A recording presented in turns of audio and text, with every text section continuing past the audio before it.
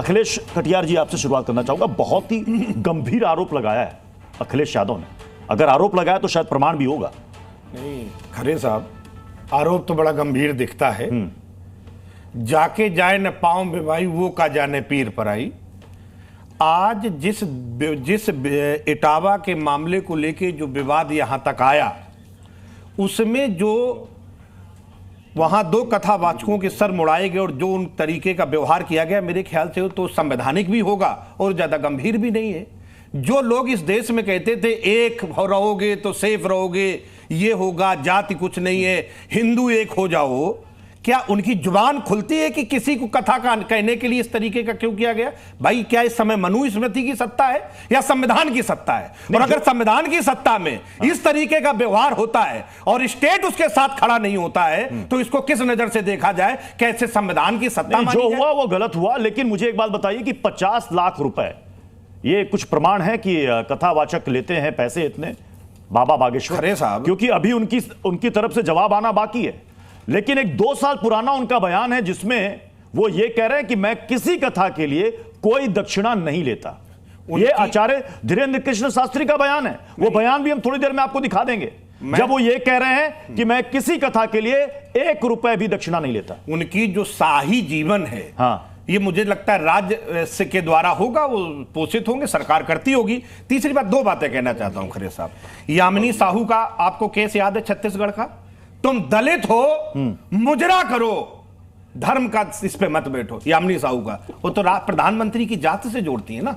कुछ लोग कहते हैं साहू है प्रधानमंत्री पिछड़ी जात। मुझे बोलने दीजिए 2 मिनट। एक मध्य प्रदेश की घटना है, देविका पटेल की, उसको उतार दिया गया और वहां जब कथा हुई तो पुलिस ने जाके कराई। इससे तो हिंदू सुरक्षित है ना, हिंदू स्वाभिमान की बात है ना, हिंदू एक हो रहा है ना। अगर इस तरीके से आप कहते हैं जब वोट लेना होता है तो हिंदू एक हो जाइए, हाँ। फिर कोई जात धर्म नहीं है। संविधान कहता है पैसे वाली बात, ये पैसे वाली बात नहीं, आप इस बात को अखिलेश जी, आपकी बात अपनी जगह सही है। जो हुआ वो गलत हुआ, वो नहीं होना चाहिए था। बाबा बागेश्वर ने भी उस पर बयान दिया, गलत हुआ। किसी को कानून हाथ में लेने का हक नहीं है। और इन्होंने यह भी कहा कि कथा कहने का अधिकार सबको है। यह आचार्य धीरेन्द्र के साथ, लेकिन पैसे लेते हैं कथावाचक, इसको आप इसको इस पर बताइए। राज्य का जो गवर्नमेंट है, आप उसने क्यों इस पे स्टैंड नहीं लिया कि ये संविधान विरोधी? क्या बाबा बागेश्वर कोई धर्म के चोला ओढ़े, अगर ये कहता कि प्रेसिडेंट ब्राह्मण कर सकते हैं तो इसके खिलाफ कार्रवाई क्यों? खुली डिबेट है। मैं आपसे पूछ रहा हूं कि क्या आचार्य धीरेन्द्र कृष्ण शास्त्री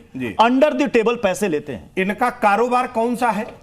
क्या ये एक कथा के 50 लाख रुपए लेते हैं? इनकी जो लाइफ स्टाइल है, खरे साहब आप बहुत बुद्धिजीवी, बहुत पढ़े लिखे व्यक्ति हैं, इनकी लाइफ स्टाइल से देख के अनुमान लगाया गया। इसको जो देखते हैं, हाँ। कोई गरीब आदमी इनसे कथा नहीं कह सकता। यही तो मेरे नेता ने कहा। ठीक है, इनकी लाइफ स्टाइल को देख करके, अब राज मिश्रा जी बताइए, ये कह रहे हैं इनकी लाइफ स्टाइल को देख करके ऐसा लगता है कि ये पैसे लेते हो। और खरे साहब, एक मिनट, अब सुन लीजिएगा, आपने बोल लिया, अच्छा लगा जी।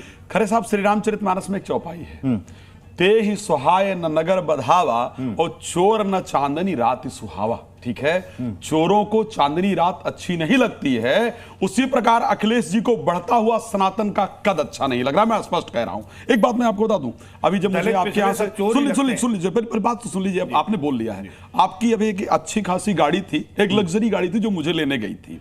अब मैं उस गाड़ी में बैठ करके आ रहा था, अब कोई रास्ते में मुझे उस गाड़ी में देख लेता, मेरी फोटो खींच लेता, फिर कहता राज मिश्रा देखो कितनी बड़ी गाड़ी में बैठ करके जा रहे हैं, इनकी कितनी लग्जरी लाइफ हो सकती थी। अरे भैया, उस जी न्यूज़ को मुझे बुलाना था, उसने मुझे गाड़ी भेजा, मैं उस गाड़ी में बैठ करके आ रहा था। आपके पेट में काहे पीड़ा हो रही है? एक बात पूछ लूं, अगर मैं अखिलेश जी के जन्म से लेकर के और आज तक उनकी सैलरी को काउंट करना शुरू करूं, ये जब से उनके बाप राजनीति में आए हैं तब से अगर सैलरी को काउंट करना शुरू करूं, तो शायद जो जीवन वो जी रहे हैं उस तक उनकी सैलरी नहीं पहुंचेगी। आपको शायद ये बात पता होनी चाहिए। सुन लीजिए, मैं सनातन में बोल रहा हूं, और सुन लीजिए, सनातन में बार बार, एक मिनट, एक सेकंड, बार बार बात हो रही, एक मिनट, आप सनातन मैं सनातन में ही बात कर रहा हूं। मैं आपके विषय पर जो मूल विषय जो मेन बयान है, जो मेन बयान है, मैं उसी पर आ रहा हूं। किसने कहा? आचार्य विक्रमादित्य जी, क्या कथावाचक पैसे लेकर के कथा कहते हैं? क्या Acharya Dhirendra Krishna Shastri under the table पैसे लेते हैं?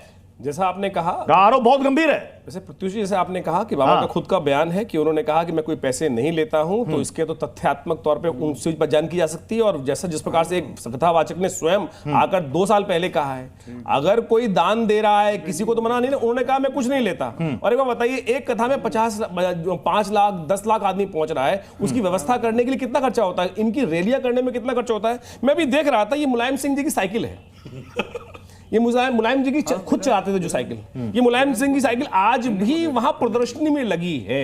ऐसा कौन सा बेचारा, कौन सा फॉर्मूला मिला कि जो साइकिल पे चलने वाला परिवार, ना इंडस्ट्री, ना को पॉलिटिकल बैक, ना अरे भाई साहब सुन लो ना, पेट में दर्द क्यों हो रहा है, सुनो, जवाब देना। जिस प्रकार की जो इस देश के अंदर राजनीतिक परिवार, तमाम राजनीतिक परिवार इस देश के अंदर जो व्यवस्था बनी हुई है, साइकिल पर आते हैं, फटी जेब लेकर आते हैं और एरोप्लेन घर में बसता है। और इनको वो है ना, सावन के अंदों को हरा ही हरा दिखाई देता है। जिन्होंने अंडर टेबल जिंदगी भर कमाई करी है, एक साइकिल वाले को तक को नहीं छोड़ा, एक रिक्शे वाले तक को नहीं छोड़ा, आज उनको बाबा लोगों की वास्तविक तौर पे कमाई में दिक्कत आ रही है। अरे दान कर रहे हैं, हॉस्पिटल बनाया इतना बड़ा कैंसर हॉस्पिटल, जिसको माननीय प्रधानमंत्री जी स्वयं इनॉग्रेट करने के लिए गए। करोड़ लाखों आदमी जिस कथा में जाकर खाना खाते हैं, भोजन करते हैं, तमाम कथावाचक खुद खाते हैं, क्या व्यवस्था करते हैं। मैं कहता हूं इनकी रैली में कितना खर्चा होता है, एक रैली में। क्या कोई व्यक्ति, साधारण व्यक्ति, प्रत्युष जी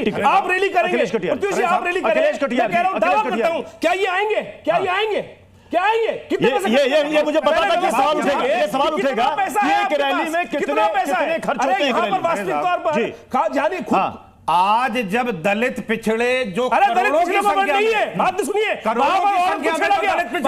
का उनका अपमान किया गया, स्त्री का अपमान किया गया, उन लोगों के द्वारा स्त्री का करोड़ों लोग जो है, और भारत की करोड़ों लोग हैं, वो अपने नेता को अच्छे से रखना चाहते हैं, नेता समाज का भगवान होता है, और क्या करोड़ों लोग दलित पिछड़े जो देश का पेट भरते हैं, मुझे बताइए, कमाई कुछ लोगों ने वहां पर जो देश का अपमान किया, स्त्री के बदन को छुआ, बदतमीजी की गई, कराया गया, और जो बदतमीजी हो सकती है वो सब वहां की गई, दलित को बर्दाश्त नहीं है। ये केवल इस देश को गलत करने के लिए राजनीति करते हैं। इनकी जो राजनीति हाशिए पर चली गई थी, ये नहीं कर सकते, ये सनातन नहीं है, ये दलित पिछड़ों के स्वतंत्रता के साथ, अधिकारों के साथ, संपन्नता के साथ। जिस व्यक्ति ने औरत को छेड़ा, जिस व्यक्ति ने औरत का अपमान किया, उसको ये सम्मान करते हैं, उसको ये 50,000 रुपए इनाम देते हैं, उसको ये वास्तविक तौर पर समझे। बीच में दूसरे के क्यों बोलते हैं तिवारी साहब? अपमान किया, उसको सम्मान करते हैं। मुलायम सिंह जी का बयान था, हमारे साथ विजय शंकर तिवारी, एक सेकंड और, एक मुलायम सिंह जी का बयान था कि जिसके अंदर कहा गया लड़के गलती हो जाती है। आज ये उसी पे चल रहे हैं, जो लोग गलती करते हैं उत्तर प्रदेश की सरकार में विजय शंकर तिवारी जी, विजय शंकर, मैं आ रहा हूं, राज मिश्रा जी मैं आ रहा हूं, सरकार बैठी है, मैं विजय शंकर तिवारी भी हमारे साथ जुड़े। विजय शंकर तिवारी जी, क्या यह मामला सिर्फ और सिर्फ कथावाचकों तक सीमित है या इसके पीछे जातीय राजनीति की लड़ाई है? सनातन की लड़ाई है। सनातन विरोधी हैं जो तमिलनाडु से आवाज़ उठी थी कि सनातन को समाप्त करेंगे, उसकी सुपारी लेकर बैठे हुए हैं अखिलेश जी उत्तर प्रदेश में। आप एक प्रदेश के मुख्यमंत्री रहे हैं आदरणीय अखिलेश जी, बड़े नेता हैं समाजवादी, और वो इस प्रकार की जो लांछन लगा रहे हैं तो उसका प्रमाण भी देना चाहिए। इनको ये ध्यान में होगा कि जितने हमारे यहाँ संत हैं, महंत हैं, कितने सामाजिक काम करते हैं। मैं अभी बात कर रहे थे विक्रमादित्य जी बागेश्वर बाबा की, अभी इतना बड़ा कैंसर हॉस्पिटल वो कहाँ से, पत्थरों से बन जाएगा? उनको कोई बजट देते हैं ये लोग, समाज से ही बनता है ना। लाखों लोग रोज भोजन करते हैं उनके यहाँ, और सैकड़ों लोगों को घर बनाने में बाबा बागेश्वर धाम के माध्यम से पैसा जाता है, और ट्रस्ट होते हैं। इस प्रकार के सभी काम करने वाले संतों के, महंतों के, कथावाचकों के ट्रस्ट हैं। समाज ट्रस्ट में पैसा देता है, वो ट्रस्ट सामाजिक काम करता है। लेकिन अब क्या कह सकते हैं, अखिलेश जी के पास तो पता ही, ये 500 करोड़ रुपए मिला था उनके गुर्गे के पास, और अब जिसके पास 500 करोड़ होगा उसको लगता है सबके पास 500 करोड़ होंगे। भाई हमारे संतों के, महंतों के पास जो भी पैसा आता है ट्रस्ट में आता है, ट्रस्ट के माध्यम से अनेकों योजनाएं चलती हैं। अमृतानंदमयी का नाम सुना होगा। भारत में, भारत के बाहर समाज के बीच में गरीबों नहीं, देखिए दान पुण्य का काम अलग है, उस पर अखिलेश यादव कुछ नहीं कह रहे हैं। दान पुण्य के काम पर नहीं कह रहे हैं, वो कह रहे हैं कि आज किसी की हैसियत है कि वो बागेश्वर बाबा को बुला लें कथा वाचने के लिए। हाँ, 50 लाख रुपए बताता तक हूं, कई मैं बताता हूं। कथावाचक जो है वो चार्ज करते हैं, मतलब फीस लेते हैं। प्रत्युष जी बिल्कुल, जिसको उन्होंने देखा नहीं है, हाँ। जिसको प्रूव नहीं करते हैं, थूक के चले जाइए, इसके बाद लोग चाटते रहेंगे, ये धारणा है इसके पीछे। उनके पास प्रूफ है तो दिखावें भाई। जिसके अंदर भाव है, भगवत भाव है, वो देश के किसी भी बड़े से बड़े कथावाचक को सुन सकता है, वो समाज उनको बुला। पंडित राजकुमार शास्त्री जी, कोई भी बड़ा से बड़ा नहीं, ये इस सवाल से अखिलेश यादव ने देश के जो बाकी कथावाचक हैं उनको भी सवालों के घेरे में ले आए। वो ये कह रहे हैं कथावाचक पैसे लेते हैं, 50 लाख का तो उन्होंने जिक्र किया। बहुत ही महत्वपूर्ण प्रश्न है खरे जी, और बहुत चिंता का विषय है कि यदि धीरेन्द्र शास्त्री पर, क्योंकि मेरी भी 50 वर्ष की आयु हो गई और हम लोग भी बचपन से कथा कर रहे हैं, यहाँ मिश्रा जी बैठे हैं, बहुत अच्छे कथा वक्ता हैं और इनकी भी भागवत इत्यादि चल रही है, लेकिन 50 वर्ष की आयु तक हम लोगों के जीवन में आज तक ऐसा आरोप जीवन में नहीं लगा कि इस प्रकार से कोई आकर के खुले मैदान में बोले।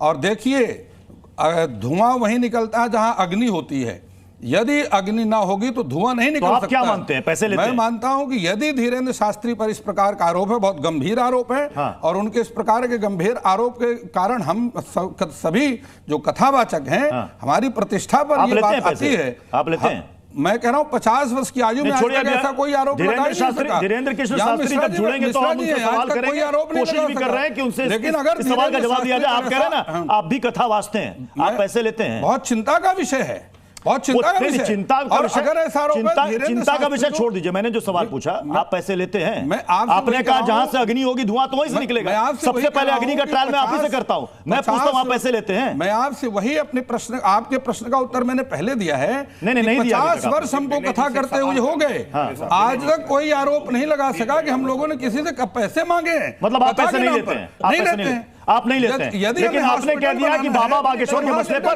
कहीं अग्नि होगी तभी धुआं निकल रहा है। गौशाला बनाना, गौशाला के नाम पर पैसा मांगेंगे, जिसकी दक्षिणा नहीं ली जाती, दक्षिणा ली जाती है।